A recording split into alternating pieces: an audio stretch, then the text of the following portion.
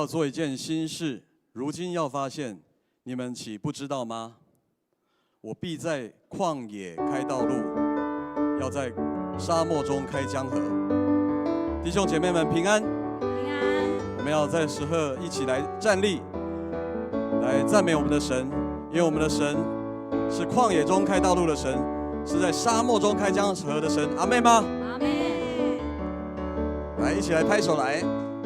你是我的神，我要切切寻求你，在干旱疲乏无水地，我渴想你。你是我的神，我要切切寻求你，在干旱疲乏无水地，我心切慕你。我在绳索中要瞻仰你，见你的荣耀与能力，因你慈爱你生命更好，我要歌颂你。我在绳索中要瞻仰你，见你的荣耀与能力，因你慈爱你生命更好，我要歌颂你。我们再一起来赞美我们的神。你是我的神，我要切切寻求你，在干旱疲乏无水地，我渴想你。你是我的神，我要切切寻求你，在干旱疲乏无水地，我心切慕你。我在圣所中，我在圣所中要赞扬你，见你的荣耀与能力，因你慈爱你生命更好，我要歌颂你。我在圣所中要赞扬你，见你的荣耀与能力，因你慈爱你生命更好，我要歌颂你。你是我的神，你是我的神，我要切切寻求你，在干旱疲乏无水地，我渴想你。你是我的神，我要切切寻求你，在干旱疲乏无水地，我心切慕你。我在绳索中要瞻仰你，见你的荣耀与能力，因你慈爱你生命更好，我要歌颂你。我在绳索中要瞻仰你，见你的荣耀与能力，因你慈爱你生命更好，我要歌颂你。我们再举起我们的手来，我要瞻仰你，见你的荣耀与能力，因你慈爱你生命更好，我要歌颂你。我在绳索中要瞻仰你，见你的荣耀与能力，因你慈爱你生命更好，我要歌颂你。我在绳索中要瞻仰你，见你的荣耀与能力，因你慈爱你生命更好，我要歌颂你。我在绳索中要瞻仰你，见你的荣耀与能力，因你慈爱你生命更好，我要歌颂你。哈利路亚！我们要将一切的荣耀都归给我们神。弟兄姐妹们，请坐。我们感谢主，因为主时刻与我们同在。在过去，他以年岁、以恩典成为我们年岁的冠冕。我们要时刻仰望他，因为他是我们危难时的帮助。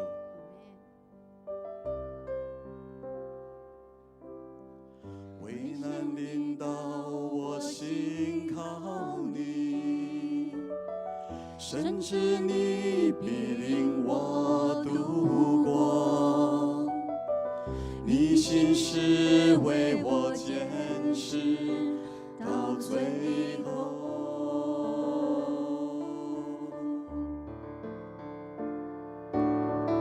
当暴风雨向我靠近，有你同在，我不知畏惧。你是我的牧者，我所依靠。每个夜，每一天，我知你永远在身边。主，你永远与我同在，在你里面没有改变。你的坚定从昨日到今日，一直到永远。靠你丰盛应许站立，我的未来在你手中，坚固磐石，全能战胜，我敬拜你。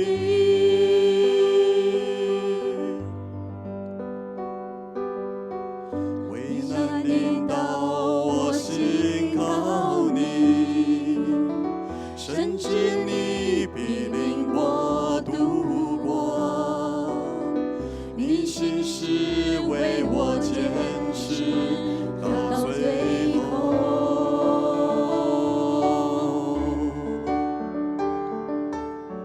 当暴风雨向我靠近，有你同在，我不知畏惧。你是我的牧者，我所依靠。每个夜，每一天，我知你永远在身边。主，你永远与我同在，在你里面没有改变。你的坚定从昨日到今日，一直到永远。靠你丰盛应许站立，我的未来在你手中，坚固磐石，全能战胜，我敬拜你。我们一起来向神来宣告说：主，你永远与我同在，在你里面没有改变。你的坚定从昨日到今日，一直到永远。靠你丰盛应许站立，我的未来在你手中，坚固磐石，全能战胜，我敬拜你。一起来宣告说：主，你永远与我们同在。主，你永远与我同在，在你里面没有改变。你的坚定从昨日到今日，一直到永远。靠你丰盛应许站立，我的未来在你手中，坚固磐石，全能战胜，我敬拜你。坚固磐石，全能战胜。坚固磐石，全能战胜，我敬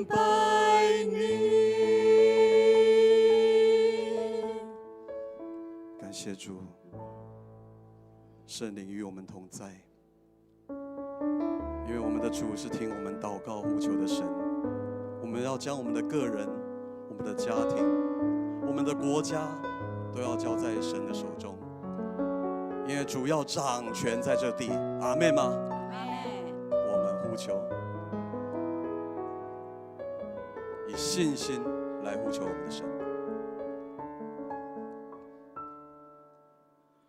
主，我们同行在你面前，以祷告寻求你面。我们转离所有的恶行，定义单单跟随你。主，我们是属你的子民，求赐下父神的心。我们要回转向你父神，也要看见复兴。我们呼求你，阿爸父，设立你宝座在这地，你必睁眼看测垂听，奉主名的呼求，万民都要来敬拜你，荣耀高举你的生命，复兴这地全能的君王，我们欢迎你。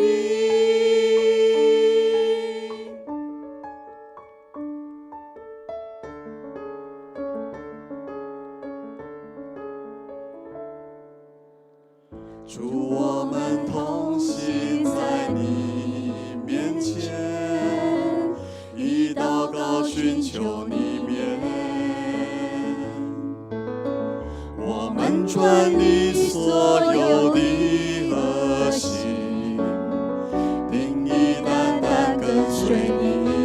我们要将我们的国家，主，我们国家是属于你，求你来掌管权力，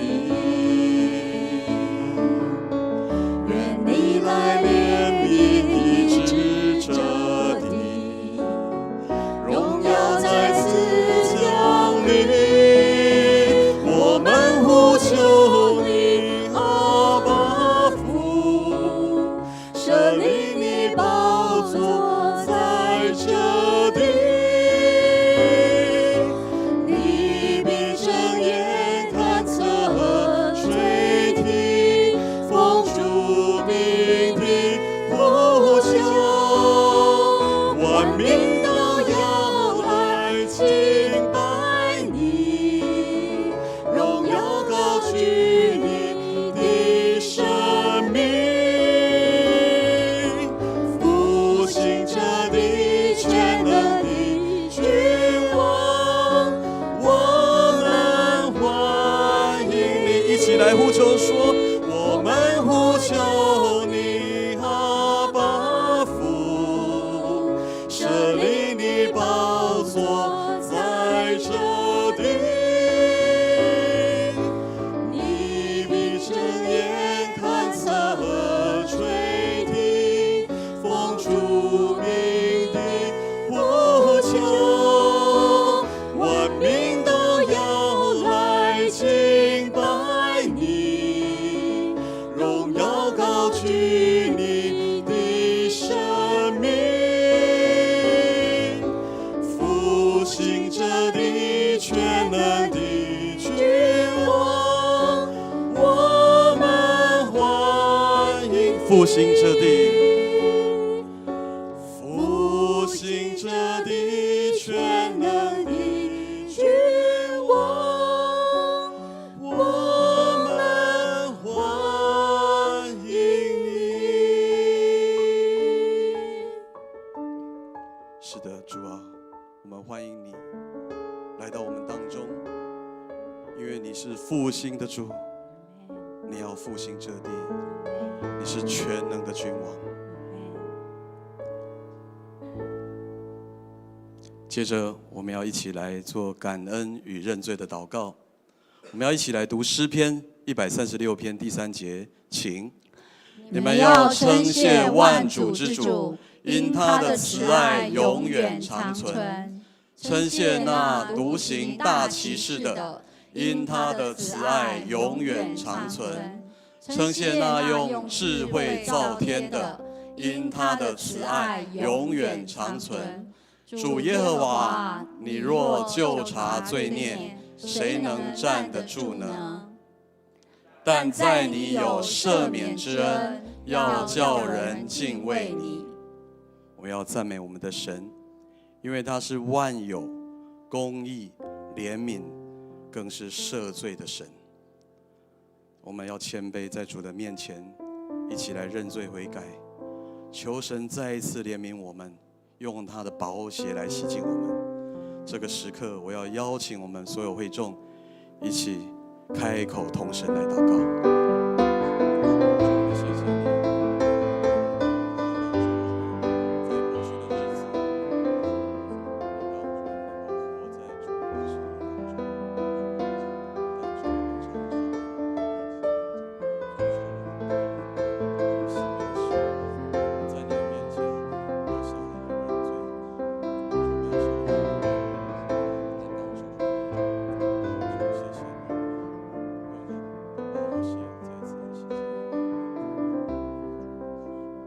天父上帝，我们感谢你。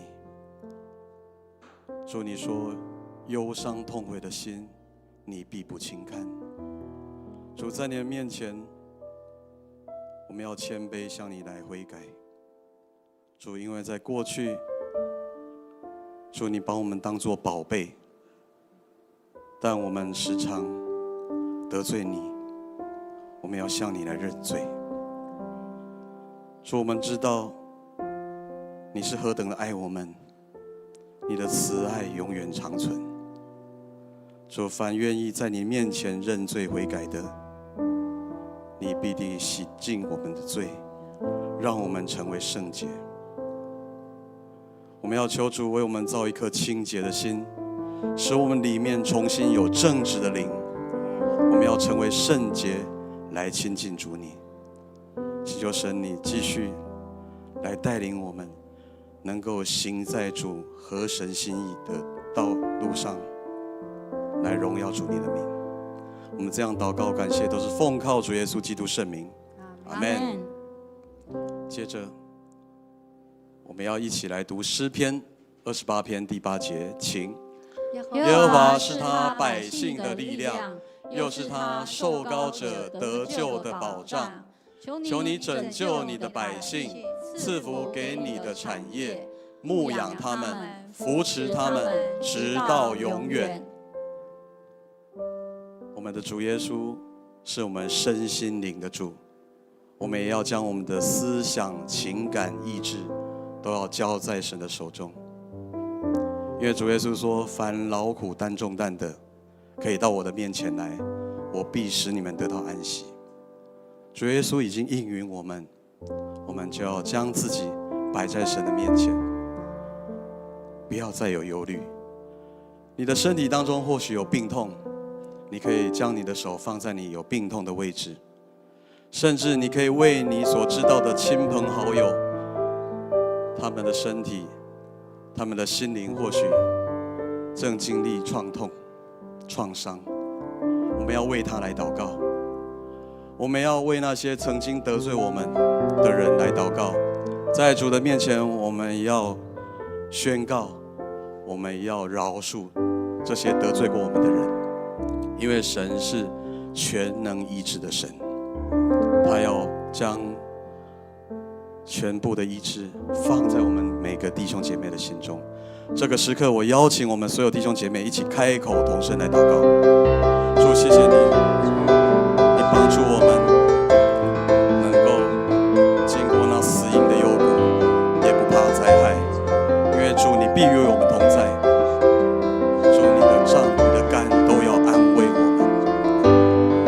主，我们要邀请你成为我们身心灵、思想、情感医治的神。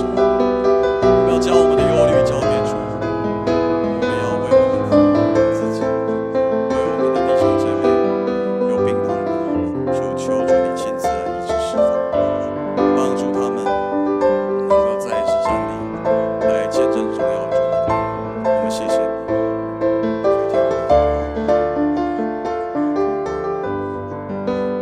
爱我们的主耶稣，我们感谢你。主，你是我们身心灵，是我们思想情感意志的神。我们要谦卑恭敬仰望交托在神你的手中。特别主，你知道我们的软弱，你知道我们的需要，因为压伤的芦苇你必不折断，将残的灯火你必不吹灭。主，你要扶持我们，直到我们见主你的面。我们要谢谢你，我们要求你亲自来怜悯医治我们所有的弟兄姐妹。你知道他们的需要，或许有许久缠绕在他身上的这些病痛。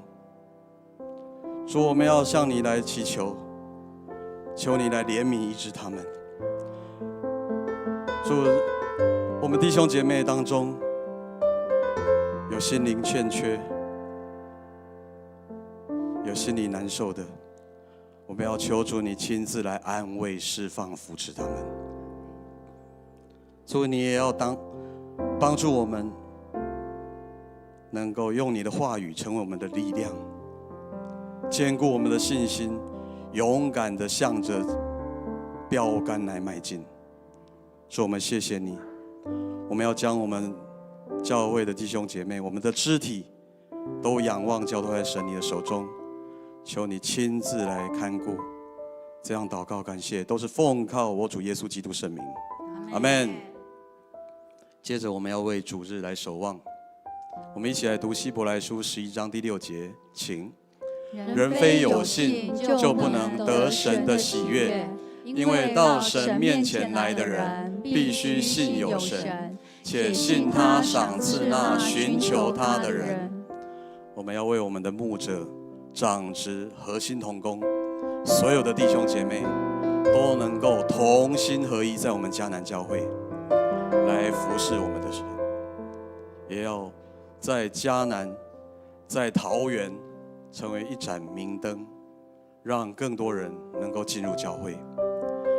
求神的权柄赐下来高抹我们每个弟兄姐妹，特别我们要为我们持续在进行的聘牧事工来祷告。我们小会已经接纳陈柏芝牧师要成为我们第6任主任牧师的聘牧人选，在上周也很顺利的让牧师跟牧师娘与我们的核心同工有一个很好的座谈会，感谢神的恩典带领。我们要继续为了接下来我们要提报中会3月24号要来做这个主任牧师的拣选，这样的一个事工，我们都要求神亲自来掌权，求神亲自来带领，让新的牧者能够早日来到我们教会，带领我们向前行。我们要为了本主日我们的社区关怀健康咨询的事工，以及本周6有小会以及青年牧区的定期会，求神亲自掌权，让我们所安排、所讨论的都能够合神心意。我们要为了儿童牧区来祷告，求主亲自来保守牧区的同工跟老师，让他们有健康的身心灵，也恩膏赐给他们智慧，让所有的孩童能够亲近主，在服事当中生命能够得到造就。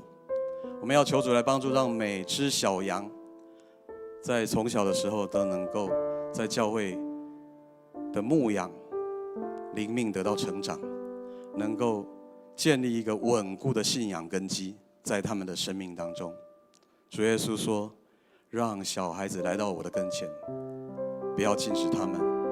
所以我们也要邀请我们的这些父母们，将你家中的小孩带到教会来，让主耶稣亲自来教导他们。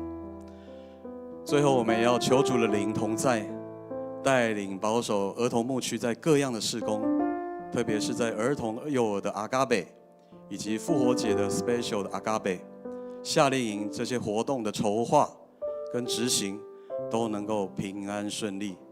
这个时刻，我邀请我们的弟兄姐妹站立，我们一起为了我们这些主日守望的祷告事工，一起开口同声来祷告。主，我们感谢赞美你，主，你带领我们教会即将迈向第6任牧师来带领赐福在这当中。主，我们要求主来掌权在我们迦南教会，圣灵的火要赐下，要来到我们教会当中，你要复兴我们迦南教会，你要带领我们迦南教会向前行。我们感谢赞美你，再一次来恩膏我们每一位弟兄姐妹，都能够同心合意在主你的面前。我们要求神亲自来祝福，也在我们的社区事工、青年牧区的定期会、儿童牧区的事工、孩子的信仰，我们都要交在神的手中，求主的带领。天父上帝，我们感谢你，主，你是听我们祷告的神，我们要再一次来呼求你。主，我们要请求神，你赐下合神心意的牧者来到我们迦南教会。主，我们谢谢你，因为我们明白，也来寻求主你的旨意。主，我们谢谢你，在我们整个聘牧的事工当中，我们都感受到主你的恩典与我们同在，一切非常顺利的来进行。主，我们要请求你继续来保守我们弟兄姐妹的心，也要斥责那些恶者无法来靠近我们，无法来破坏我们的教会。主，我们要宣告主你圣灵要降临在我们当中，要来掌权在我们迦南教会当中，要带领我们向前行。因为主你要做新的事，你是做新事的神。主，你要赐给我们新的牧者，要按着主你新的意向、新的目标，走在主你新的旨意的道路上。主，我们要宣告，再一次来宣告，主你是我们的主，你是我们的神，你要掌权在我们所有聘牧事工当中，让主合神心意的牧者能够早日来到我们的教会。我们谢谢主，我们要请求神来看顾带领我们在本周6的小会以及青年牧区的定期会，求神亲自掌权，你用你的话语来恩膏我们每一位同工，特别我们的长职、我们的核心同工都要谦卑在主你的面前。我们要谦卑来学习主你的样式，来寻求神你的旨意。我们要同心合一，为主来做工。我们要将我们儿童的牧区、我们的老师、我们的同工，特别要将我们的这些孩子们，要交托在神你的手中，让他们在小的时候，主你就带领他们，不让那些不正当、不正确的讯息来影响他们的思想，而是有神你纯洁、有盼望、有信心、有力量，来自于神美好的信息、美好的教导临到这些孩子。我们要求神你亲自来喂养，也感动我们的老师、我们的弟兄姐妹，一起来服侍，一起来教导这些孩子。特别也要将我们阿嘎贝的事工，以及夏令营等等，我们所有的都要仰望交托在神你的手里。求主你亲自来掌权带领。我们这个时刻，我们也要用主耶稣所教导我们的主祷文，一起来祷告说：我们在天上的父，愿人都尊你的名为圣，愿你的国降临，愿你的旨意行在地上，如同行在天上。我们日用的饮食，今日赐给我们，免我们的债，如同我们免了人的债，不叫我们遇见试探，救我们脱离凶恶。因为国度、权柄、荣耀，全是你的，直到永远。阿们。会众请坐。好，接着我来做消息的报告。好，那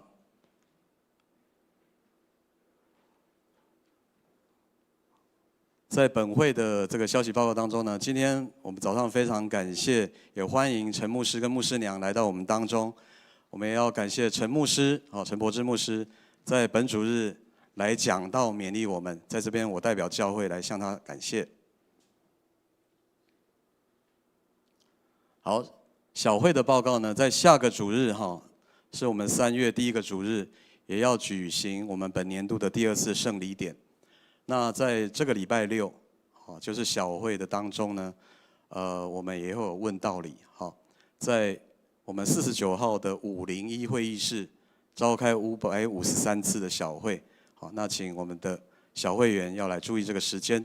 另外，刚刚有提到要洗礼的兄姐，在当天礼拜6的晚上8点，我们也是要前往到教会的501会议室来问道理。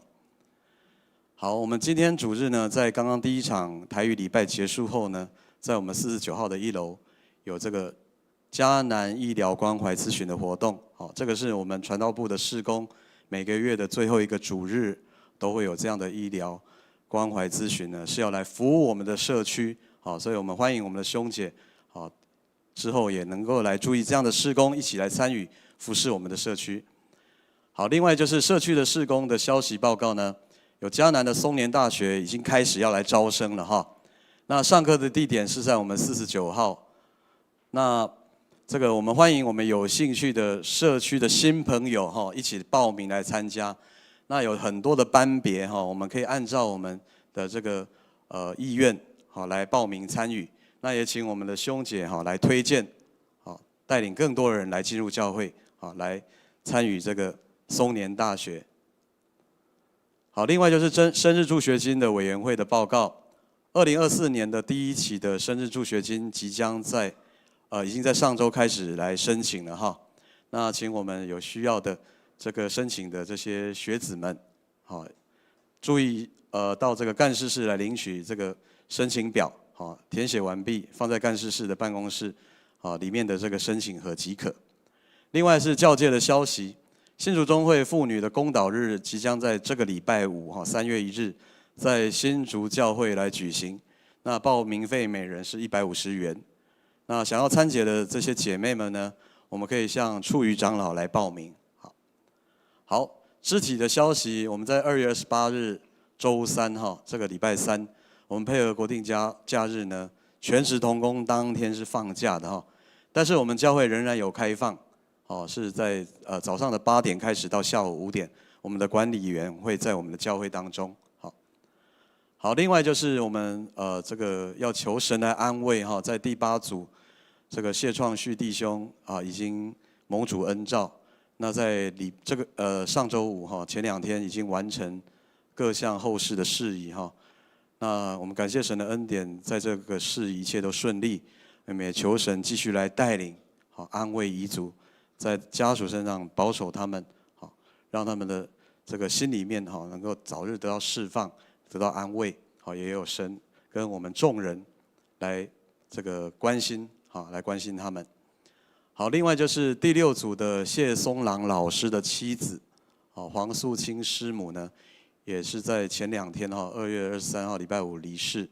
那愿主来安慰这些遗族，也让他们接下来接着这个后事的安排，一切都能够顺利。好，那这个时刻呢，我们要来宾的介绍，我们欢迎我们。今天来到我们迦南教会参与华语礼拜的有2位这是一对母女，好，我们请这个廖宝玉姐妹以及薛之珍，是女儿哈，也是姐妹，我们请她们站立，我们一起拍手来欢迎她们啊！好，在我们后面这个地方哈，我们欢迎宝玉姐以及之珍姐哈，好，请坐。那也持续欢迎你们继续来参与我们的这个主日礼拜，好。好，还有没有其他弟兄姐妹我们没有介绍到的呢？你第一次来到我们当中，我们没有介绍的。好，没有，好。接下来我们来读本周的金句，我们华语我们来读2遍哈，请。那时以色列中没有王，个人照自己眼中看为对的去做。士师记17章6节，再次。那时以色列中没有王，个人照自己眼中看为对的去做。士师记17章6节。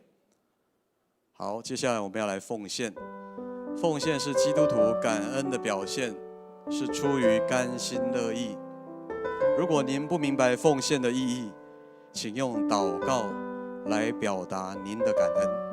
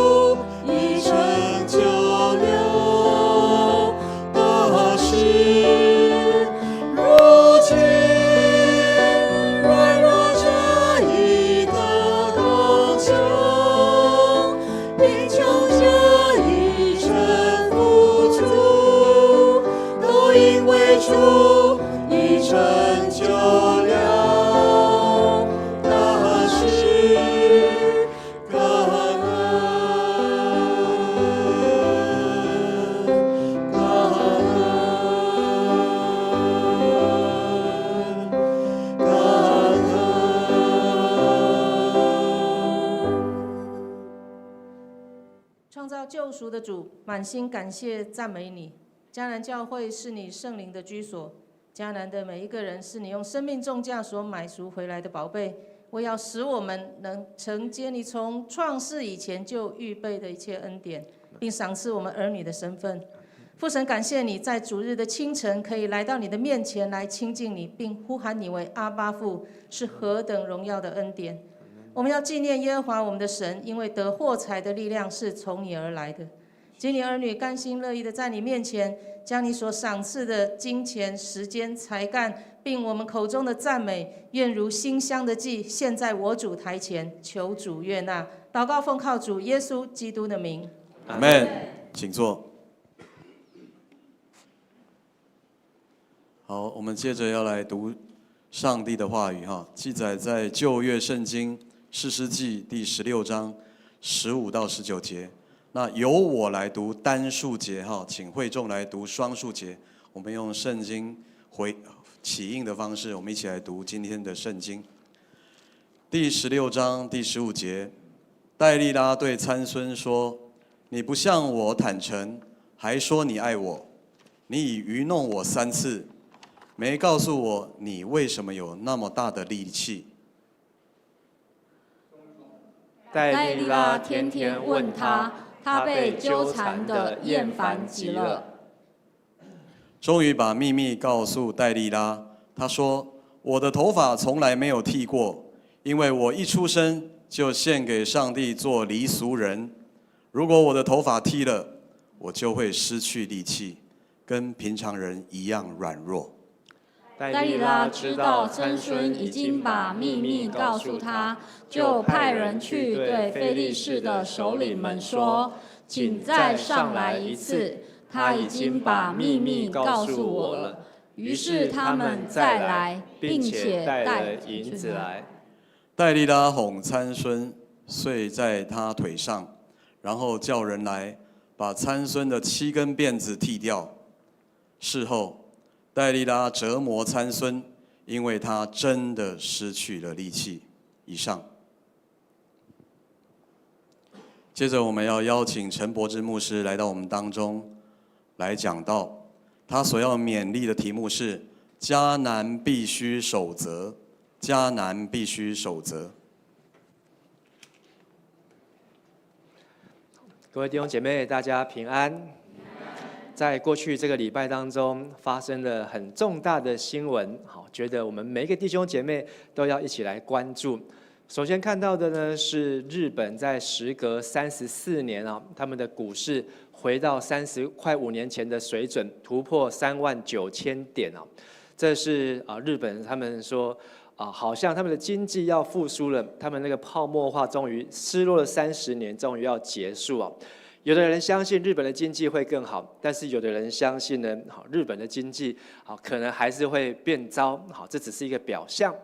不论你觉得如何呢，但是他真的做到了。而这个日本的股市日本的股票呢，为什么会大涨呢？跟巴菲特有很大的关系，但是呢，跟台积电也有很大的关系。今天牧师不是要来讲股票，我只是来讲新闻哦。但是告诉大家，牧师的股票呢，从来没有赔钱过，你相信吗？相信。为什么？介成长老，上帝的股票，这个答案更好，因为我根本就没有股票啊，所以我也没有赔钱但是呢，在3月16号，这个教育部我们是教育部嘛，教育部有一个信徒讲座，那邀请我再次来分享，跟大家来分享。风险管理如果这个时候你看到日本的股票一直在涨，你觉得呢？会赚还是会赔呢？这个时候进场呢？其实我也不是要来讲股票，但是我们不管做什么事情都有风险那也希望弟兄姐妹可以一起来参与。但是日本它的经济的确是有在上升，而且有个地方非常的繁荣那个地方就叫做熊本昨天如果你有看新闻，熊本发生什么事情？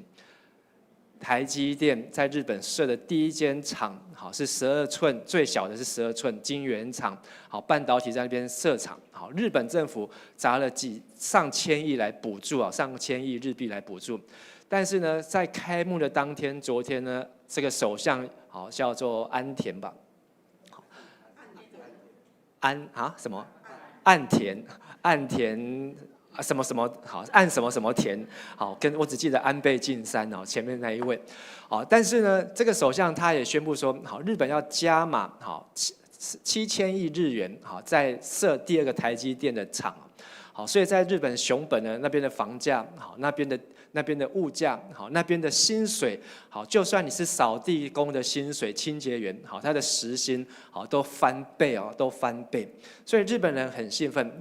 台积电不是只有在日本在美国在德国在欧洲都有在设厂，所以它不是只有做台湾的护国神山，现在日本也要做日本的护国神山为什么半导体这么样子的兴旺？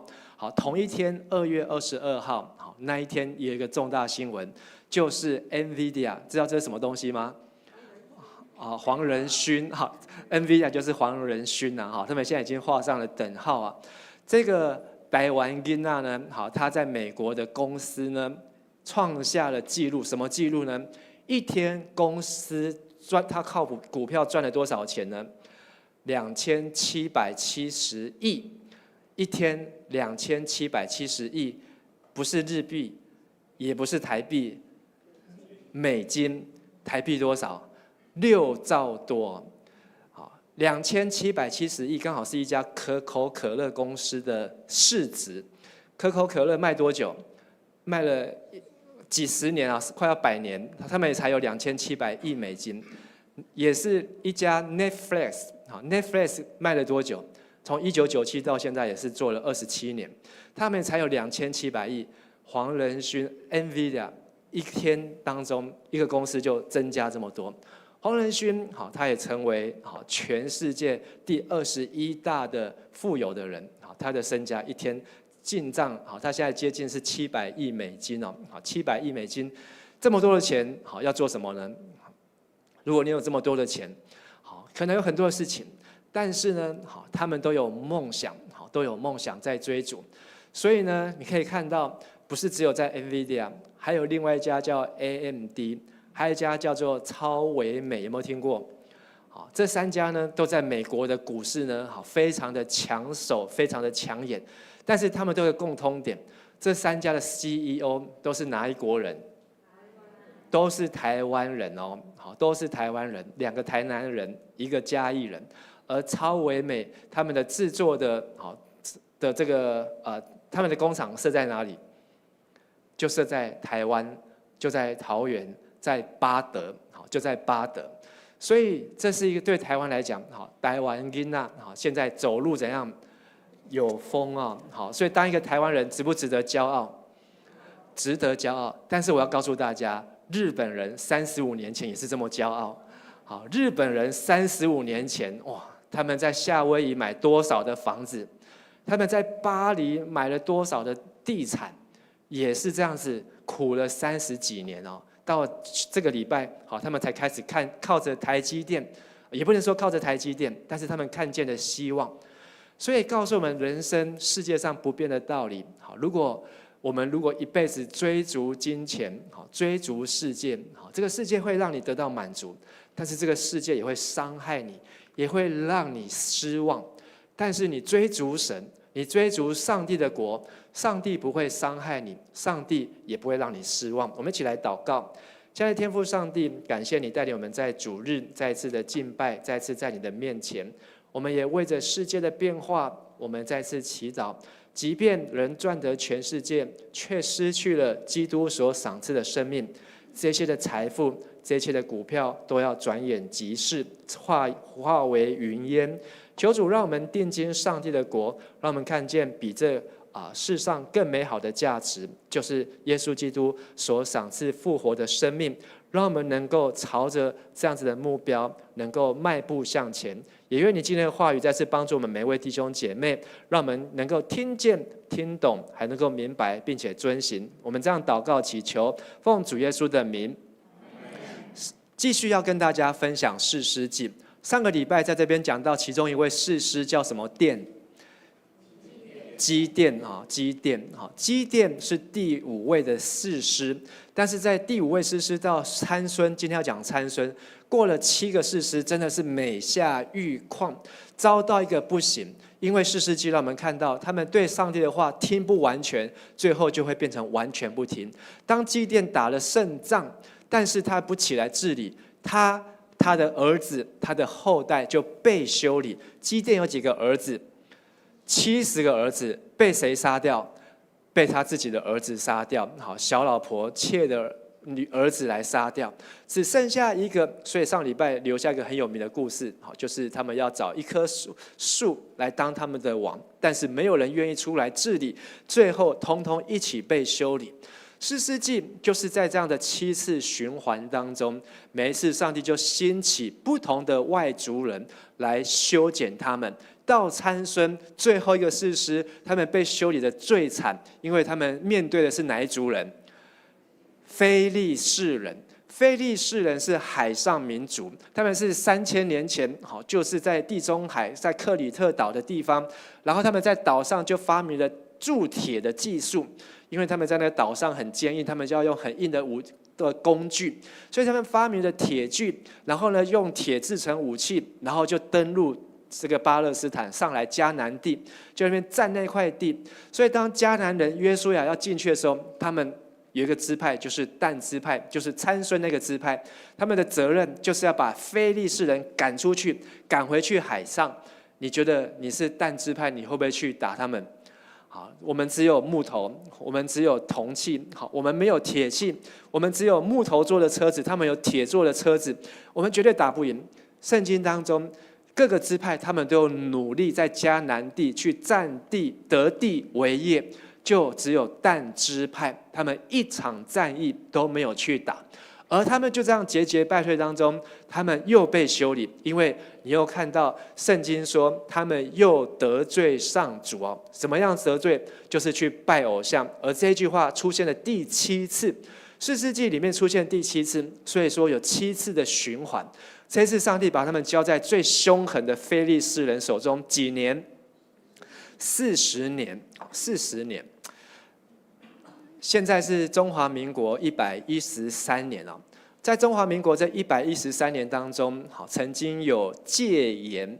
好，你有经历过戒严的人，请举手一下。戒严，很少了，我们这一场人少很多，上一场人几乎都有。好，谢谢。我们是用年纪来分礼拜的样子。戒严呢，晚上可不可以出门？你可不可以去参加社团？你可不可以唱这个雨夜花？好，有也花，无也花。好，然后你可不可以看台湾基督长老教会的圣经？通通都被这些后来都陆陆续续的被没收啊，好，被管制。戒严，好，失去了自由，长达38年了。所以一直到快要满40年前，好，才有一批年轻人，而且还是牧师带头。好，那时候他们就是上街头。好，然后他们说要解严，好，要解严，好，所以有一群教会的弟兄姐妹，好，他们上街头，好，后来变成了美丽岛事件，好，后来变成了白色恐怖，才有到我们的第一次的总统民选，又到了1996年了。所以从1947年，好，一路走过来，台湾过得非常的辛苦。1947年发生什么事情？发生228事件啊，好，所以再过3天就是228事件的77周年。在那戒严当中，其实是228事件的后遗症，造成整个台湾民心惶恐。好，大家大概牧师这个年纪，小时候都没有听过228。我第一次听到跟228有关的，不是在学校，不是在课本，是在一个电影院当中，《悲情城市》。在那个电影当中，我完全看不懂他们在干嘛。为什么突然有人冲上火车，打了一群人？好，然后为什么有这么多人在那边哭？我还是看不懂。一直到我去读了神学院之后，连大学老师都没有教我们这些事情，大学都没有。到了进了神学院，才知道说，原来台湾有发生过这样的历史，才去明白说，哇，真的，我身为一个台湾人。但是对自己才发生几十年前的事情，这么样子的不了解，可是呢，我却可以背中国5000年的朝代史，夏商周，好，然后魏晋南北朝，我还可以背出中国的50几个省的铁路，然后呢，从这个铁路到那个铁路，你要怎么搭那个火车？到今天我也没有去搭过，背那些东西，他们出产什么？他们的首都在哪里？要做什么？但是对台湾却不了解。不过我发现我们的下一代这一代好的学生，他们已经不再学这些东西，好，他们开始勇敢的去认识、去了解。参孙他在那样的环境当中，上帝要他出来，就是要去解救、脱离非利士人的手。但是呢，又回到同样的问题，上帝透过使者对不能生育的参孙的爸妈说话，可是他的妈妈自己没有把上帝的话听完全，他把上帝的使者说的话呢，还加上一句很重的话，说这个孩子从出母胎一直到死的那一天，都要归给神做拿细耳人。这样子说好不好？我要把我的孩子献给神，到他死的那一天都要献给神。你觉得这是祝福他，还是在咒诅他？我看完士师记之后，我觉得他的妈妈用这句话在咒诅他，不是在祝福他。圣经的拿细耳人，现在翻译都叫做离俗人，他有4件事情。第一个就是不能喝酒，第二个不能吃葡萄。为什么不能吃葡萄？葡萄任何的东西都会发酵，连葡萄园也不能进去。第3个不能剪头发，第4个不能接触死尸啊。在你许愿的这个阶段，这4件事情都要遵守，就是拿细耳人、离俗人。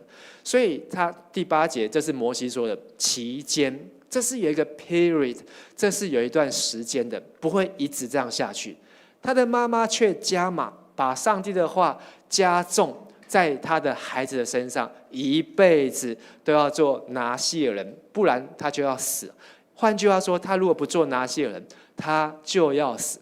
结果呢，4世纪14、15、16，让我们看到参孙这个拿细耳人，第一件蠢事就是他要娶不信主的人，他爱上漂亮的女孩子，带着他爸妈吵着硬要去把人家娶回来。去的路上经过了葡萄园，他就闯进葡萄园，还看到一只狮子跳出来要咬他，他就徒手杀了狮子，把狮子的肚子扒开，然后再去见人家。见完之后呢，回来又经过葡萄园，发现那个狮子的肚子里面有长蜂窝，还长蜜，他就伸手下去把蜜拿出来吃，还给他的爸妈吃。上面摩西说的，他通通都没有做到。然后呢，他又再回去要去娶他的这个外族的妻子的时候呢，去诈骗，因为他看到非利士人穿的衣服很特别、很漂亮，他要30套，所以他出了一个谜语。昨天是元宵节，如果你想要看那个谜语的话呢，你就去看圣经士师记。但是呢，他想说大概没有人知道发生什么事情，就是被他这个准备娶的老婆套出来了，所以呢，他就只好又去更5公里之外去杀了30个非利士人，把他们身上衣服抢来，然后给那30个人。整个过程就是一团的扯，一团的乱。但是呢，参孙很生气，气到忘记要把老婆带回去，他就走了。这当中有一个问题，就是上帝的灵临到参孙，让他去干这些的事情。你有没有觉得很奇怪？上帝到底有没有这个对错是非啊？为什么给参孙这样的力气去杀人，而且去做这些不公平、不公义、好像强盗、土匪的事情？但是，如果我们看前面的圣经就知道，因为这是上帝要遵守他对参孙爸爸妈妈马挪亚的应许，这是上帝要遵守对他爸妈的应许，所以他要让参孙能够去对付非利士人。所以呢，但是参孙却用很蠢的方式去对付非利士人。但是故事还没有结束，更蠢的又在后面。后来他又忘记说想到我还有一个老婆还没有娶回来，他又回去说要娶。结果他的岳父说：“你那一天我就把我的女儿嫁给你的伴郎了。”参孙一听很生气，用了300只的狐狸尾巴点火，放狐狸去火烧非利士人的田。非利士人很气，谁干的？一听原来是参孙干的。参孙为什么这样干？是因为他的岳父把他的准太太嫁给别人，所以非利士人呢就放火，去烧谁？烧参孙的老婆，烧死他的岳父，烧死。参孙一听到之后，他也很生气，这下又让我有机会，所以呢。可是非利士人准备要抓参孙，所以叫犹大人把参孙抓了，交到非利士人手中。一到非利士人手中，参孙手上的绳子像火一样的烧断，然后参孙呢就用一个驴腮骨驴腮骨就是驴的下巴，有没有吃过鱼的下巴？这个驴的下巴更长，用一根骨头就杀了1000个非利士人。上帝要用参孙解救非利士人，但是参孙却用他自己的方式。而当他杀了这1000个非利士人之后，参孙累了、渴了，所以也表示说他的力气不是用不完的，他也会累。他真的是用到最后一滴的力气，渴到说他就再不喝水，他马上就要死了。所以他就跟上帝做了圣经当中看得到第一个祷告：你要我渴死吗？上帝有没有让他渴死？上帝要继续完成他对他爸妈的应许，拯救以色列人脱离非利士人。所以圣经描述那个地方地就开了，然后呢就有水出来，参孙他就喝了那个水。所以上帝真的使用他，可是参孙脑袋是一团乱，一团的空白，他没有好好去听。后面16章继续的扯下去，他去找了一个妓女。好，然后这个城的人知道说参孙来了要杀他，参孙怎么干？他把这个城的门拆下来，半夜扛到60公里外面丢在那边。好，然后呢又去爱上了大利拉，这个大利拉，好，昨天是元宵节，好，所以要让大家猜一下灯谜啊。当你上厕所上不出来的时候要怎么办？猜圣经当中的一个女人的名字，就是刚才牧师讲的，用力，好，大利拉，好，那我们元宵节过完了，参孙爱上了大利拉，好，参孙这个名字就是要发光如太阳，这是他的爸妈，上帝对他的期待。可是呢，他发出来的光，好，却是非常诡异的光啊！这个大利拉3次，刚才我们读了经文，骗参孙，想要套出说他怎么会有力气。第4次终于套出来了，他的头发被剪掉了，他的是头上有7个辫子啊，他的从小到大都没有剪过，那头发一定是到腰以下，绑了7个辫子。参孙被抓了，力气没了，手被绑住了，眼睛被挖出来，人被丢到监牢里面，然后在非利士人的神庙，好，后来我们读撒母耳记就知道，那他们拜的叫做大衮神哦，在大衮神的神庙当中就是磨墨，好，然后替他们做东做西，但是在狱中当中呢，参孙好，他又在做第2次的祷告，但也是最后一次的祷告。参孙怎么祷告？我们一起来念。至高的上主啊，求你纪念我，上帝啊，恳求你再赐给我力量，给我一次机会报非利士人挖我双眼的仇。如果你是上帝，你要不要给他力量？但是上帝给他力量，这个力量好满足谁的心愿？只有参孙，他的心愿是什么？报仇。亲爱的弟兄姐妹，你的心愿会不会只想要报仇？这个国小同学每次考试都考赢我，好，我一定要报仇。好，这个同事，好，他的待遇为什么比我好？我一定要报仇。这个邻居，他家的花为什么开得比我家的花漂亮？我一定要报仇。人生如果只剩下报仇，他的人生就有可能跟参孙一样，最后顶多就是同归于尽哦，顶多就是同归于尽。但是上帝原来对参孙的期待是要成为开始，那个圣经有写，开始拯救以色列人脱离非利士人的手。我看了不同圣经的翻译，翻译最好的是巴克里牧师的翻译，他翻成头一战哦，就是头一战。他要成为上帝整个计划当中的第一位，可是呢，这个第一位却成了最愚蠢的这一位。所以参孙他留下来的坏名声比好名声多太多了，一点都不像是拿西尔人，只有他的头发还在，其他的通通能够违背都违背。但是这样的见证，如果基督徒，上帝要求我们4件事情，你三件事情都没有做到，只剩下1件事情，这样子能够见证上帝吗？我们想象的参孙一定长得是孔武有力，但是我相信参孙绝对比这一张还要瘦，搞不好跟我一样，甚至比我还要娇小都有可能，因为更看得出来不是他的力气。如果参孙长这么大只，他长得这么巨大，他力气大是应该的。但是就是因为他那么不起眼，他那么普通，他的力气怎么用不完，才会让人家见证原来是上帝在他的身上。没有人否认是上帝在他身上，只有参孙否认他自己，最后用同归于尽。虽然他前后干掉4000多个非利士人，但是呢 ，so what？ 这样的生命就这样结束。但士师记的故事还没有结束，后面最后一个士师已经结束了，但是后面还留了5章，这5章可以分成2个故事，还比参孙的故事再更扯。另外一个故事就是摩西的孙子哦。这个故事是有一个人，他在以法莲的地方。我要先提到一下，好，参孙用那个驴腮骨去杀的时候，圣经有说那个驴腮骨还没有干，表示那是一个死尸，所以他又犯罪。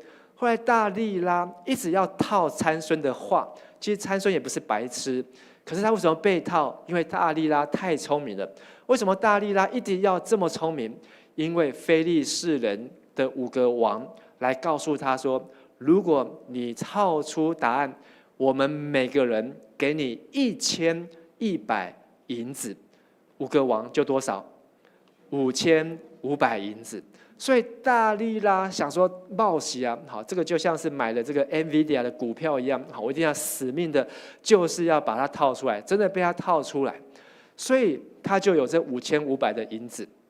可是呢，17章的故事是米迦他偷了他妈妈1100银子，1100银子。那妈妈是谁？我不晓得。但是圣经出现这样的巧合，他的妈妈刚好就有1100银子。那个时候的妇人怎么可能有1100银子呢？他妈妈偏偏就有。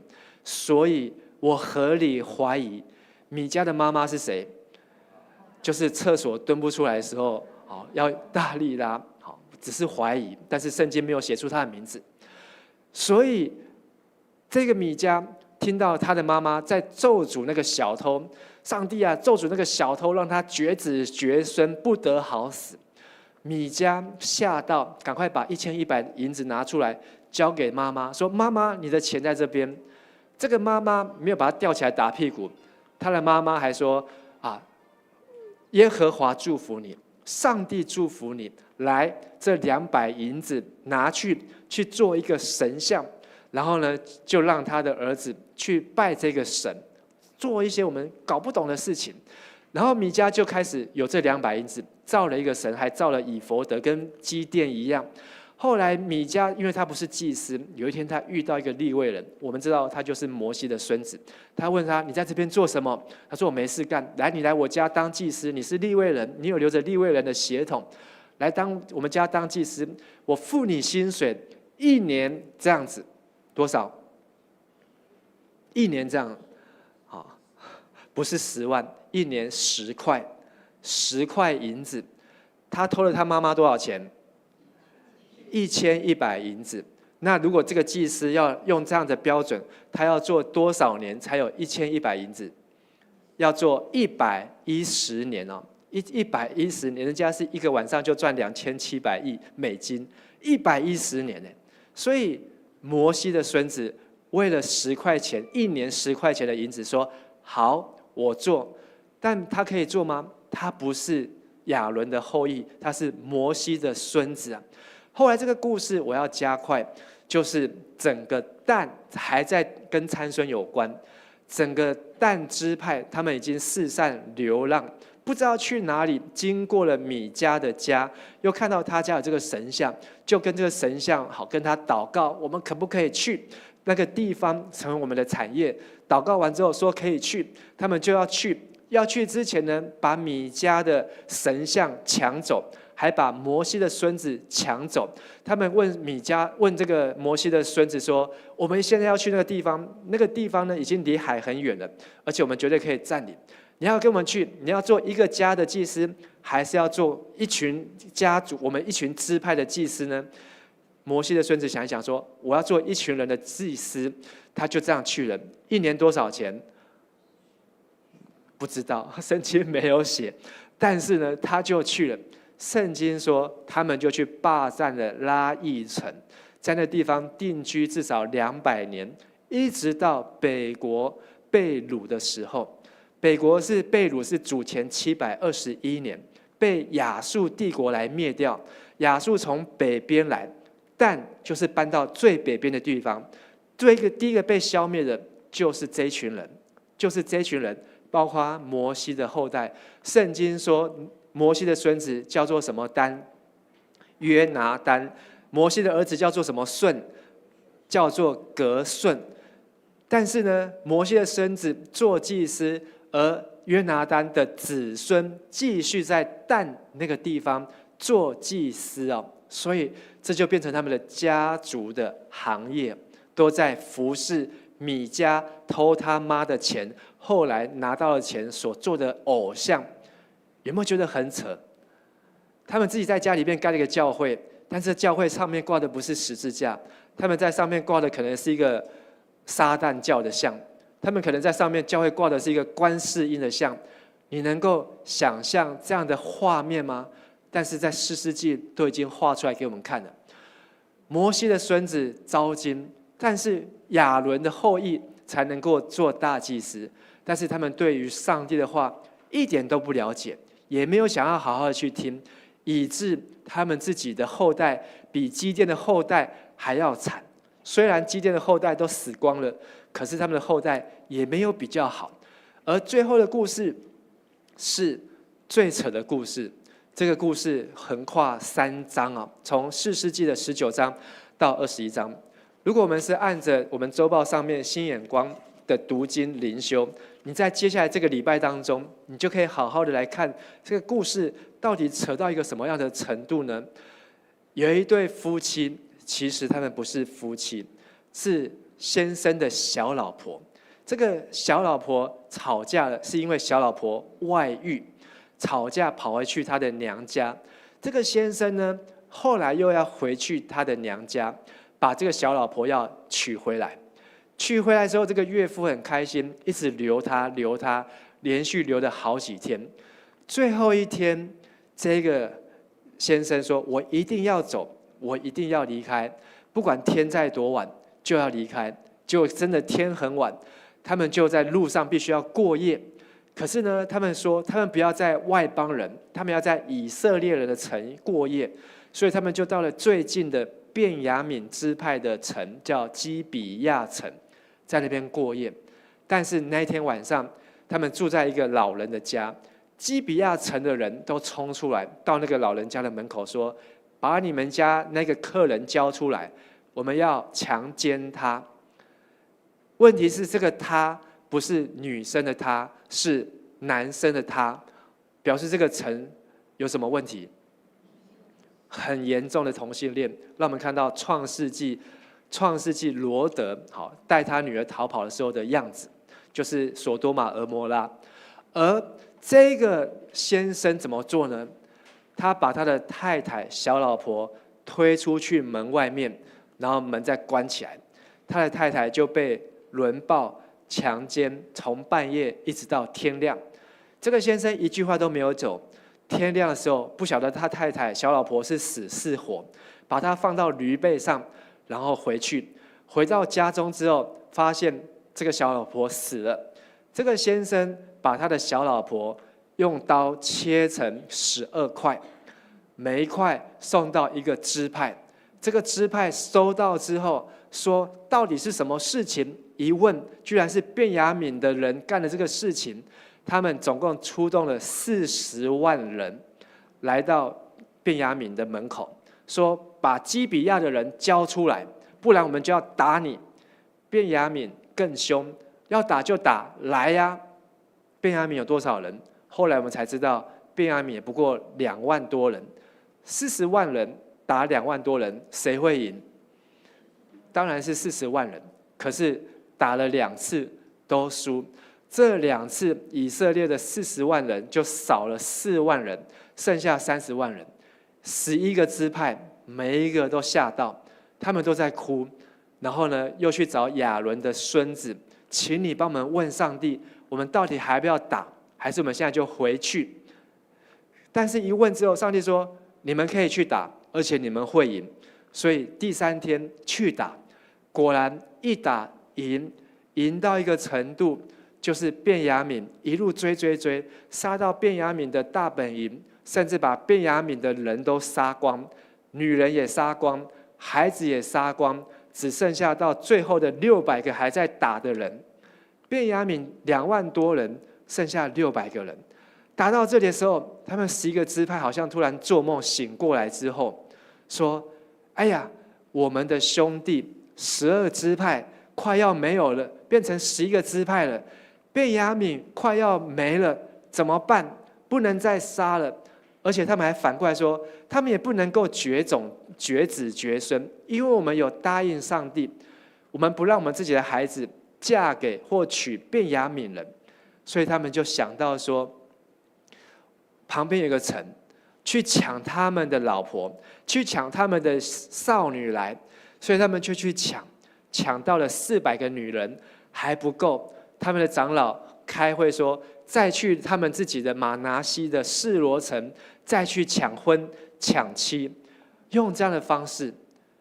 这一些的头脑在想什么？如果你跟我一样看到圣经，看到这样的事情发生，这是正常的人会做的事情吗？问题是，他们是上帝的儿女，中间还有摩西的孙子，还有亚伦的孙子。他们的阿公才从埃及出来到迦南地，他们的爸爸才从旷野进入到迦南地，怎么就在迦南地这个地方就搞得这样一塌糊涂的事情呢？但应该是要把非利士人从海边赶出去，可是他们不敢去。便雅悯离耶路撒冷最近，是在这个中心的地方。可是他们差一点被杀到绝子绝孙。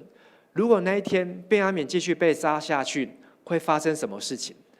便雅悯如果被杀光，就没有扫罗王，就没有以色列的第一个王。因为扫罗王是便雅悯支派，扫罗死了对我们也没有什么影响。因为扫罗他也犯罪，他喜欢牛喜欢羊，他不喜欢听上帝的话。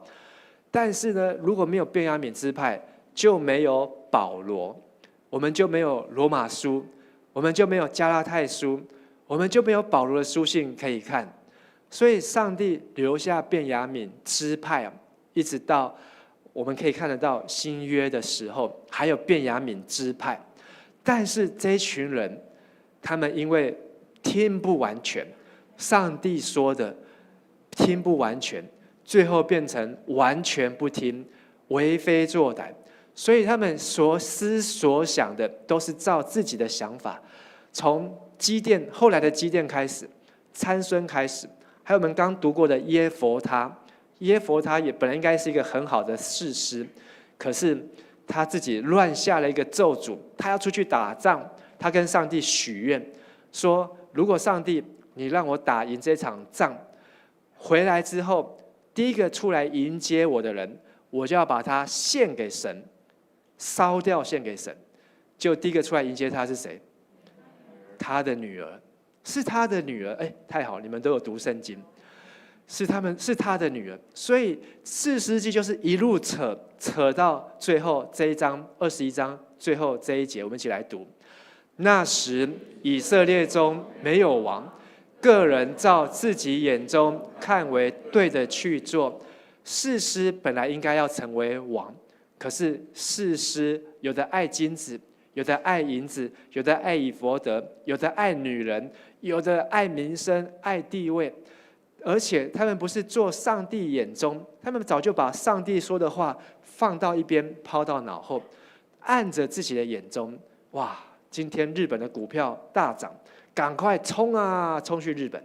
哇，辉达好 ，NVIDIA、AMD 冲啊，再来中华路冲啊，现在桃园火车站冲啊，每个自己眼中看到什么就要什么。哪边学校女生漂亮，我就去那个学校；哪边的公司的薪水待遇好，我就要跳槽去那边。但是都没有先问上帝：上帝，你觉得哪一个比较好？上帝，你觉得哪一个比较重要？都是自己的眼中看为对的事情，而不是问上帝到底该不该去，该不该做。所以这样的情形就是当他们做的越多，也代表他们怎样错的越多。我们有一句话说：多做多错，少做最后就不做也不错。这三个你要做哪一个？多做多错你要吗？少做少错你要吗？不做不错你要吗？有人点头，有人说不要，不做就是什么都不要做。如果黄仁辉，黄仁勋，我一直给他改名。如果黄仁勋一直做都不做，他就不会有今天。但是4世纪让我们看到最可怕的就是那个多做多错。有的基督徒为主大发热心，想要做很多的事情。我如果当上长老，我就要为你做什么什么什么；如果我当上迦南教会的牧师，我就要做什么什么什么。但是这个人如果有问题，这个人如果生命不对，他上来之后会是一个灾难。所以你觉得赖清德当上总统是一个祝福还是一个灾难？不要回答我，你可以跟上帝祷告。你觉得韩国瑜当上我们的立法院长是一个祝福还是一个灾难？好，也不用回答我。好，但是你要为他们来祷告，要为在上位者来祷告。迦南必须守着，上帝好不容易把这一群奴隶从埃及带到迦南地，让他们成为祭司的国度。整个国家都是祭司。现在全世界有哪个国家整个国家都是祭司？以色列。说得很好，以色列他们这个国家可以称得上全国皆祭司啊。好，他们对上帝的话是牢牢记住。好，但是祭司更进一步的、更在意的是，他们要献祭，要服侍上帝。所以，如果以这个狭义的标准来看，有全以色列人都在服侍神吗？绝对没有嘛。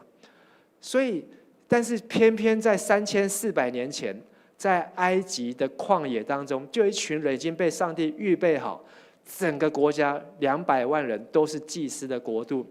但是他们进入了迦南地，一进去之后，有的去打，有的不去打，有的要做，有的不要做，而最后他们的后代一代比一代还惨。所以进入迦南地必须要做的事情，就是要学习神的话。我们一起说：学习神的话。如果进入迦南地没有学习神的话，你不知道标准在哪里，你做的越多，就错的越多。学习神的话之后，你要怎样？相信神的话。小时候我听参孙的故事，我都认为这个是安徒生童话故事，这根本是在讲虚构的故事。为什么？因为我的主日学老师他也这样子认为，参孙是虚构的。今天你相不相信参孙的故事是真的还是虚构的？今天你在读士师记的时候，你相信士师记说的每一个人、每一件事情是真的还是虚构的？如果你没有拿出信心，就算你圣经读40次、200次，我真的遇过有人圣经读200次，哇，那个人真是太厉害了。好，他圣经他的目标是要读200次，他现在已经读了80几次。好，他已经读了80几次，而且他都有记录，所以他每天疯狂的读圣经，因为他跟上帝许愿，他读200次的圣经。问题我不是说问题是他，但是就算我们圣经读这么多，你一句话都不相信，或是一个字让你没有办法相信，你读的圣经会不会有问题？会有问题，因为你不敢向前迈进，你没有正确的信心，所以就算你少做也是错。但是你相信神的话，我很相信，我愿意相信，我真的相信，我100%相信。可是我不做，我什么都不做，没有把上帝的话遵行出来，也是错，而且错得很离谱。所罗门王是这3个的哪一个？他从小的时候就想要渴慕上帝的话，他有没有相信上帝的话？他完全的相信，甚至他还写了上帝的话，他写了箴言，他写了雅歌，还写了一卷什么书？传道书。传道书这句话可以看得到，所罗门对上帝是完全的快要没有，几乎没有信心，他觉得一切都是虚空。而所罗门为什么他的信心不见？就是上帝说的，他没有去做，没有去遵行，所以他的人生就算非常的辉煌，他的人生爬到全世界、全球的最高峰，比那个黄仁勋还要厉害，赚的比黄仁勋还要多。黄仁勋身价700亿美金，600多亿。所罗门王一年收到的黄金，我好像上礼拜有讲，20几万公斤。每一年他总共做王40年，每一年收到的黄金是20几万公斤。黄仁勋可不可以买到2万公斤的黄金？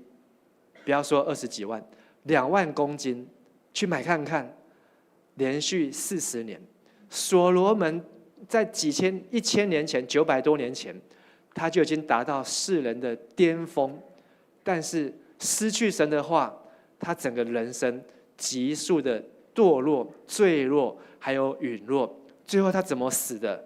圣经连说都不说，上帝连提都不提，他怎么死的都不知道。好，但是我相信他有1000个老婆，好，很高的可能操劳过度，好，大力拉在厕所的时候拉不出来死掉了。好，开玩笑。我们学习神的话，相信神的话，遵行神的话，要一直到完成神的话。我们一起说：完成神的话。从学习，既然你要读圣经，就是为了要相信；既然你要相信，就是为了要把上帝的话行出来、用出来、活出来。你要一直行、一直用、一直活，活到什么时候？我好像看到这是张毅吗？好，张毅，好，拍谁戴口罩？好啊，这个是仁杰，好，仁杰，我又拍谁？维杰，好，维杰。张平，好，张毅，你要把上帝的话用到什么时候？以后你们，你要当爸爸了，好，你要当爸爸了，好，你的小孩快要出生了，你要不要教他读圣经？你要教他读圣经，好，妈妈要不要教他读圣经？要好好的教他读圣经。阿公要不要教他读圣经？好，正道兄也要，阿嬷都要，每一个人都有责任，但是。今天在迦南教会的小朋友，现在在隔壁，是现在嘛？谁在教他们读圣经？都是迦南教会的主日学老师。如果有一天迦南教会主日学老师变少了，谁会教他们读圣经？好像没有人了。如果这些小朋友他们去念国中，要考会考，要考学测，他们说我没有时间了，谁要教他们读圣经？没有人了。所以上一场我看到很多的阿公阿嬷，这一场我有看到几个阿公阿嬷，好，还有准阿公阿嬷。以后你们的孙子来跟你们要红包，好，或是爸爸妈妈，好，爸爸妈妈，你的孩子来跟你要钱，好，佳瑜，好，他现在也要要升老三，牧师娘。如果你的孩子来跟你要钱，你要怎样？利用机会。你先背一句圣经给我，我就给你钱。好，如果是红包压岁钱，你先念一段圣经，好，经文念给我听，念3次，我就给你红包。这是给他的祝福，绝对比你给他不管包5000、包1万还要大的祝福。但是你一句话都没有给他，我现在问一下，你的阿公阿嬷是基督徒的，请举手。好，谢谢。你的阿公阿嬷有送圣经的话给你，他有念过经文给你的，请举手。好，敏哲长老、介成长老，还有这个你的阿公叫做士林传道，好，士林长老。很多的阿公阿嬷都没有用上帝的话送给自己的孩子、孙子。今日不治理，明日被修理。在迦南地应许地，我们今天这里还叫做迦南教会。迦南教会明年就要60年了，60年。我还记得50年的时候，迦南教会说要去开拓嘉光教会，好，所以我昨天经过了嘉光教会，远远就看到那个招牌，好，那个招牌很远就看到，哇，看到的时候心里面很怀念。结果晚上看到手机说，哦，原来那个招牌是12年前的昨天，2月24号挂在隆安街那个地方。好，但是过了12年，准12年，现在跑到上海路跟中山路的那个交叉路口那个地方。以前那个招牌的旁边还有一个青海无上师哦，青海无上师他也写神爱世人，然后多吃素，好，然后怎样，好，原来是青海无上师。但是我看到现在嘉光教会的招牌上面也挂了一个神爱世人的招牌，我还不晓得那个是青海无上师还是有另外一个教会哦，是召会哦，是召会哈，感谢主，好，是教会，好，不是青海无上师。但是上帝的话，好，是一代一代要在桃园这个地方。明年迦南教会要庆祝60岁，10年前的人，迦南教会的人为了庆祝迦南教会50岁，说我们要去开拓一间教会，我们要在那个教会，好，要来宣扬上帝的名。好，明年迦南教会要60岁了，有没有人说我们要去开拓教会？有啊，好，我们的游牧师、刘牧师、黄牧师，好，他们也说我们要开拓教会，好，真的就开拓了恩高227教会。虽然不是迦南教会直接开拓，但跟迦南教会有没有关系？很有关系。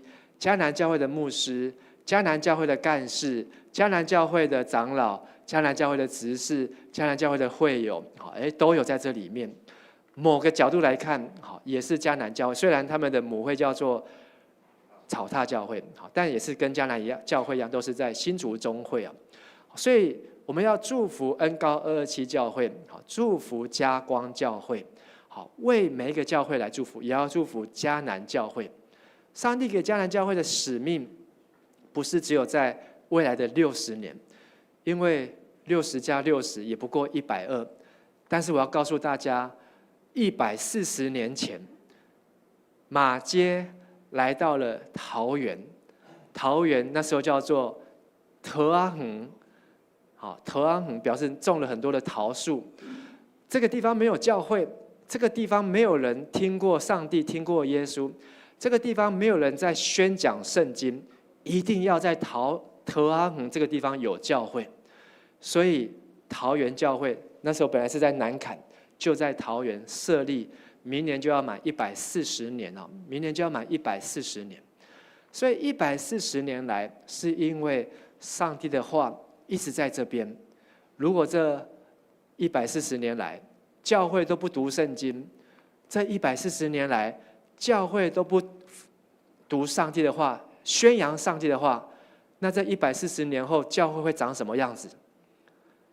教会一定会长得很可怕。好，牧师都在教人家买股票，然后长老呢都在直销，执事呢都在做按摩，然后呢会友呢，每个都在做传销，就会大家一团乱，比4世纪还更扯，你相信吗？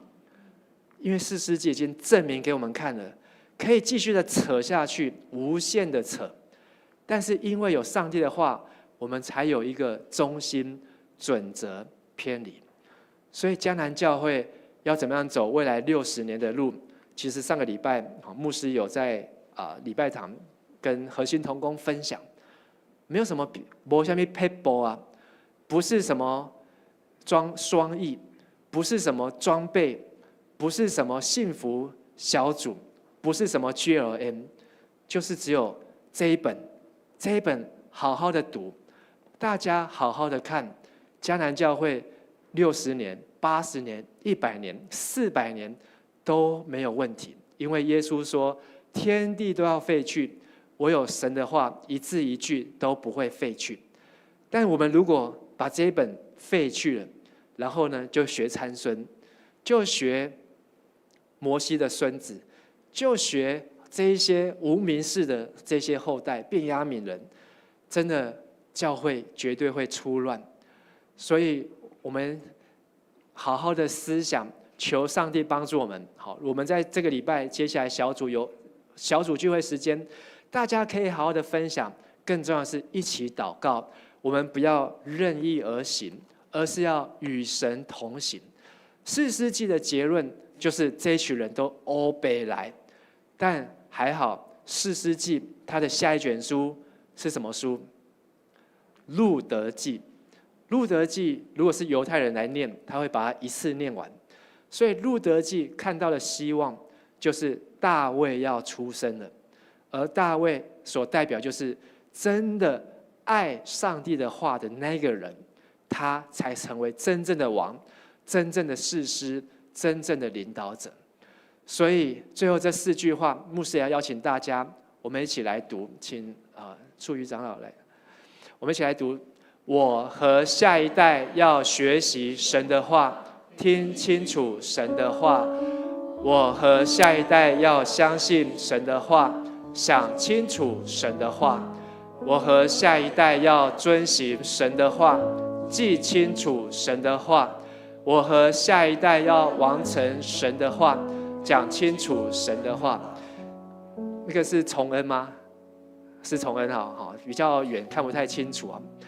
崇恩现在有2个孩子，好，第2个儿子叫做以诺，好，这都是按圣经的名字来取名字，很棒，好，还好你没有取参孙，好，不然哇，这个名字呢会跟着他一辈子。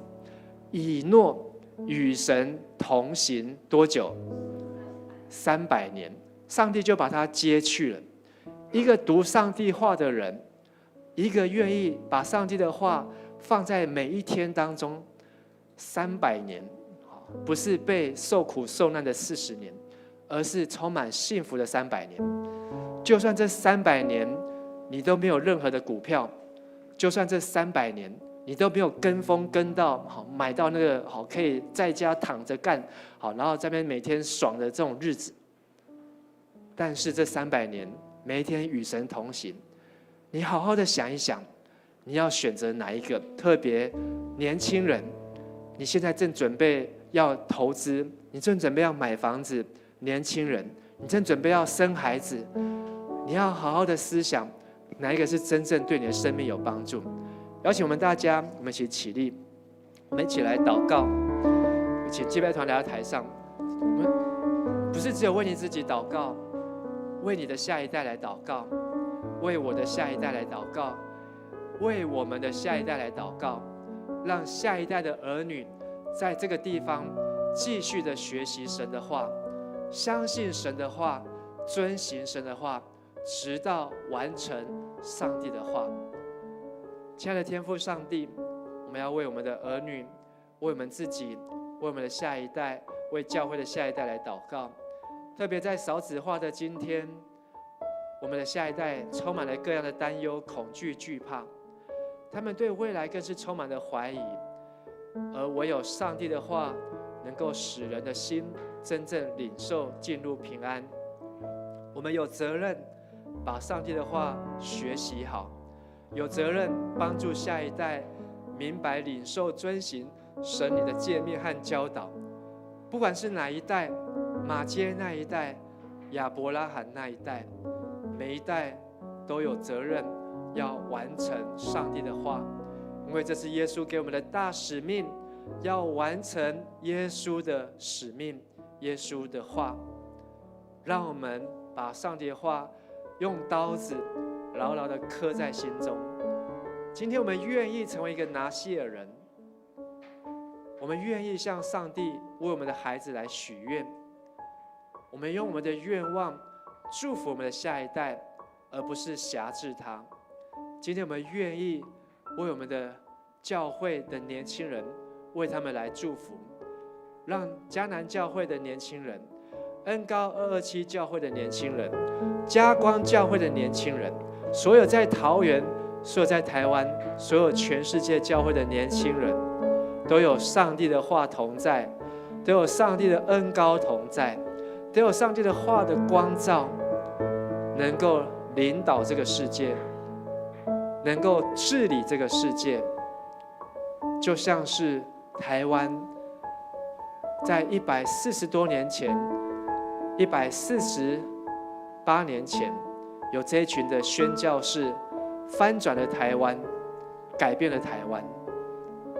今天的台湾人在世界上发光，因为上帝的话改变了台湾。未来要继续的发光。我们不要陷入泡沫，我们不要像日本一样。日本是因为明治维新，是因为学习德国人，他们不知道他们学的是德国，他们以为学的是德国，其实他们学的是圣经，而我们知道我们学的是圣经。愿上帝的话帮助祝福我们，一起用这首诗歌来祷告，用这首诗歌来回应。特别在228 77周年，我们要继续祝福这个地方，祝福这个国家，祝福这些百姓。不论过去发生多惨的事情，只要有上帝同在，这些的事情不会再让它发生，不会再让它发生。主，我们同行在你面前，以祷告寻求你面，我们转离所有的恶行，定义单单跟随你。主，我们是属于你，求赐下父神的心，我们要回转向你父神，也要看见复兴。我们呼求你，阿爸父，设立你宝座在这里。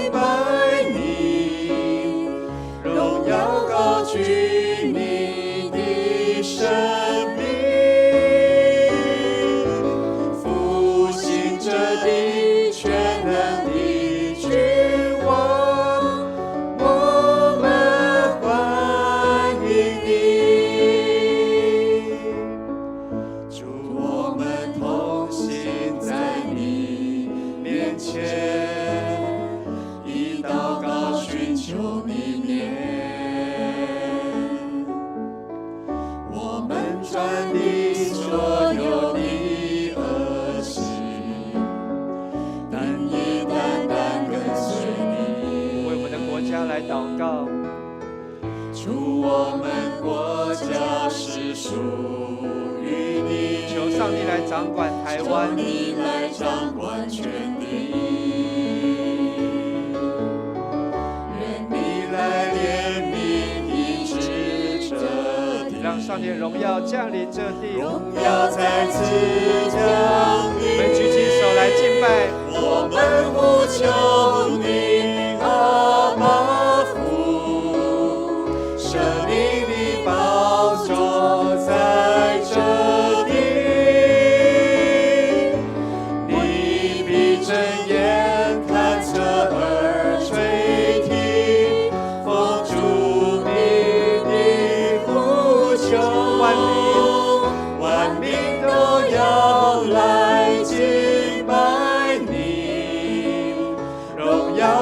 举你的生命，复兴着你全能的君王，我们欢迎你，我们呼求你，阿爸父，设立你宝座在这地。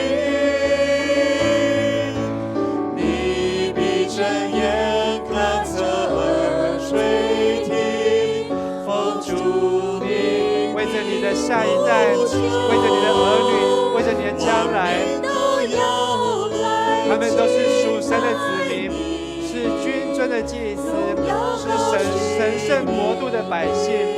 他们要在这边来服侍神、敬拜神、一代一代的来服侍神，全能的君王，我们欢迎你。求神来复兴迦南，复兴这地，全能的君王，我们欢迎你。亲爱的弟兄姐妹，你知道马街在桃园的时候，教会有多少人吗？就已经超过1000人。100多年前，在桃园就有1000多的人在这边聚会。不过好消息是，桃园现在有好几万的基督徒，好几万的基督徒。那时候不过几百上千，140年后，桃园有几万的基督徒。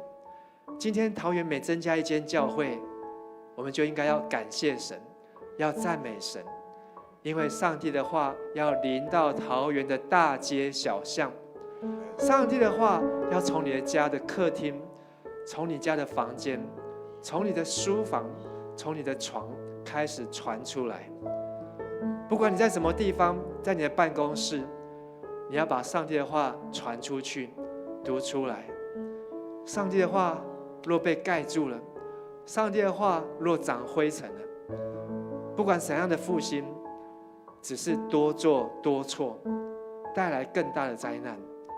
但若有上帝的话，有上帝的话同在，在那个地方，哪怕只有2个人、3个人，上帝的荣耀都要在那边大大的降临。在我们要结束今天的聚会，牧师要邀请大家做1个月的拿西尔人。下个礼拜开始4世纪读完，我们会来读马可福音。我希望你一起好好读马可福音，只有16章，读完到马可福音刚好是复活节。如果你真的把这16章30几天的时间，好，接近40天的时间，好好的读，跟神祷告，许个愿吧。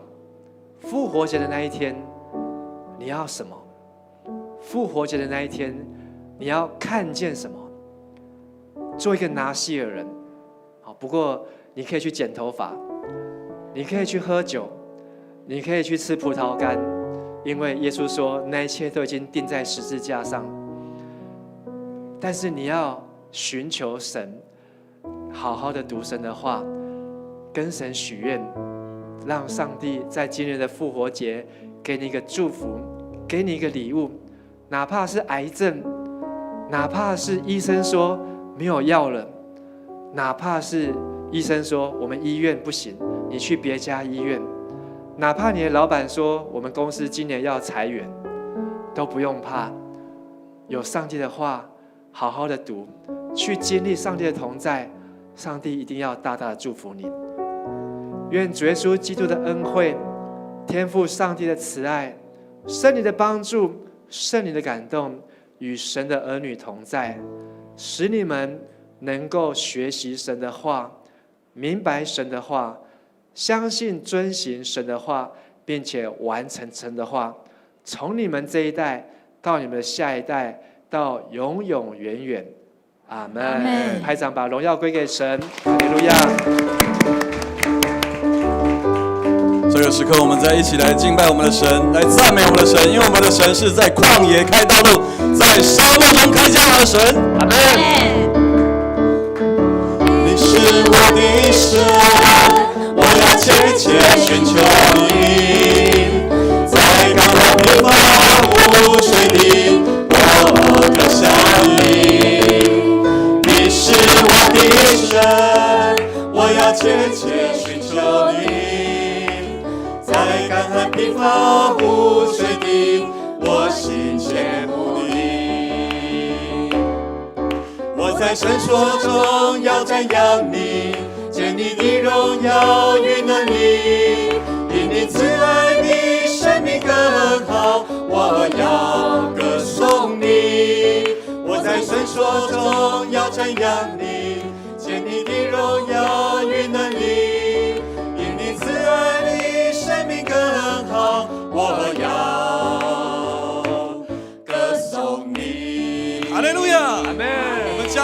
荣耀都归给我们神。哈利路亚！弟兄姐妹，请坐。我们今天的礼拜就到此。那我们要离开前，跟我们左右的弟兄姐妹说：愿神赐福你，与你永远同在。愿神赐福你，与你永远同在。